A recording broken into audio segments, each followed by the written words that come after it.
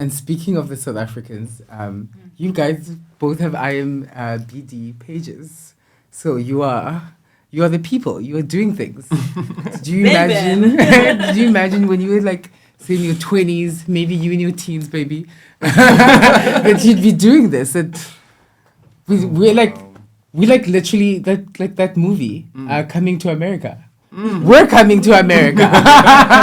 All of us. Bound to happen yeah. one day. I Some think. way. I think. In your 20s, what advice would you maybe have given yourself to get you to this point that you are today? I definitely think a piece of advice that really worked was to never stop learning. Definitely, and expand your skill set, because I definitely think that initially when I started animation, I wanted to make movies and TV shows, and through like having been a part of one or making one, discovered, oh, okay, now we've made this movie. I feel like I need new goals. My 12-year-old self is very proud of me. I'm in some credits.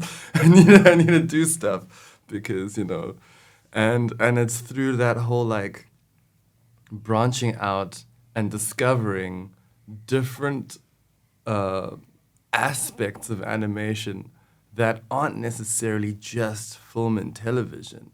It's building a skill set. It's creating different colors for that canvas. So when it comes time to splash it all together, you have colors to play with. And then that's how you end up having a conversation and showing Ayana architectural visualization. And she's like, hey, we're going to make a whole artist exhibition out of like this aspect of your skill set.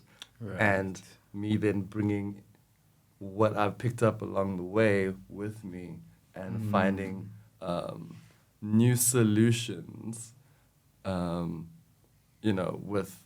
all those ideas in mind. So not necessarily being attached to one idea of the speciality that is animation, but also knowing that it is much broader, and it can still plug back into actual art even if you went corporate sometimes. Right, because you did all of this, both of you guys did all of this while still having whole day jobs. I'm snitching on you. No, she just snitched on you. No, Blame her. I'm just going to publish it. And you, Aaron? Well, I think my 20s are a bit further away than Zweli's 20s, but I can still, I work with my 18-year-old self now when I meet them at university. And most of my students come from, difficult circumstances, and they have this vision of themselves and their future, but it's so remote, so out of reach, that everything they do day to day seems completely disconnected. It's not sitting on the correct timeline that will one day lead them from where they are to where they want to be. They don't see that. And it reminds me of my own early 20s, and where I, sitting in Yeovil in Bez Valley and trying to be this, make my dreams come true. I think two things. One is you really got to find a way to trust in life. You got to trust life. You got to trust that what you are doing is the right thing. Even if it doesn't look like it. And you got to find a way to just, find spirituality, religion, or I think a great way to do that is to find a hero and understand that hero and learn where that hero came from. And you can swap heroes all the time. Change, find a biography that works for you and work with that until you got somewhere and then move on to the next hero. And the second thing is avoid distractions. It's like, it's so easy to get distracted. Back then and still today even more. It's so easy. But when you're starting with nothing, you've got to be so focused until you have traction. Find a way to avoid distractions. That's it. The rest is, you'll take care of it. You will learn, you will grow, you will develop, you'll evolve, you'll make friends, you'll make enemies. All that stuff will happen. But avoid distraction and trust. Trust life. And the process. Yeah. The process. And fail upwards. Fail up. You know, 100%. it's kind of one of those. I that resonates with me as well, because there's so much rejection that I've dealt with throughout. I mean, I'm in South Africa as an artist now because I didn't really make it at home before I got here. I was trying. I mean, who knows what would have happened if I hadn't come through South Africa. Maybe I would have gotten somewhere. Maybe I wouldn't have. But I was hitting brick wall after brick wall as far as trying to, like, knock down the door of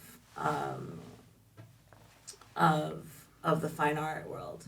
I mean, I didn't know what I didn't know. Thankfully, Ingrid Lafleur, my sister and my best friend, was studying curatorial studies at NYU, and she dragged me all up and down Chelsea, and, you know, with like a carrot stick of free wine. And, you know, and then I started having the kinds of conversations that led me to want to be around these kinds of people as often as possible. So how do I make myself useful? How can I be a part of this? But I tried and I failed and I tried and I failed, and I threw my own exhibitions. If I were to be asked that question, that would be, I think it's important to create your own opportunities as well, to the degree that you can. Don't be afraid to create your own opportunities. I chose my 26th, one of my birthdays, and I decided to, I was interning with Ingrid at a gallery, the New York City Urban Experience, and down by the sea point, or anyways, doesn't matter. And I asked him if I could have a birthday party and show my work. And we had Cool Herc, the DJ, who was actually a big time, but anyway, he was older and just on the circuit DJing. So, but there are people I tell that he did my birthday party, like, what? You had cool? It's like having a Run DMC for a certain generation. I was like, who? But I threw myself my own birthday party, and I threw myself and that birthday party was an exhibition of my work. And people came and didn't care. But like, and time again, I find myself. So I would say to my younger self, yeah, you're on the right track. You know, you're gonna deal with rejection, but that don't stop that from giving you the gumption, like turn that into fuel. You know, a friend of mine wrote a book called Bullshit or Fertilizer, right? Turn the bullshit into fertilizer, and keep it pressing. Right.